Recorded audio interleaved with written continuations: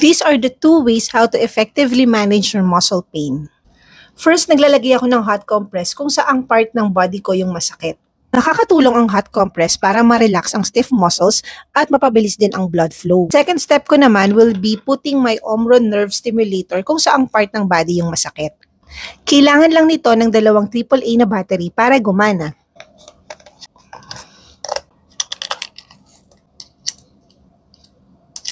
Nakaset na siya on back massage mode and then now, i-on ko lang kung ilang intensity ko gusto.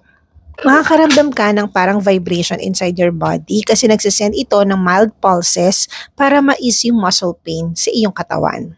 So now you know kapag pagod tayo or stressed tayo from work or galing tayo sa gym, you can try the hot compress method. Same time, sabayan din natin ng Omron Nerve Stimulator para siyang massage on the go. Yun lang mga ate, stay healthy, see ya!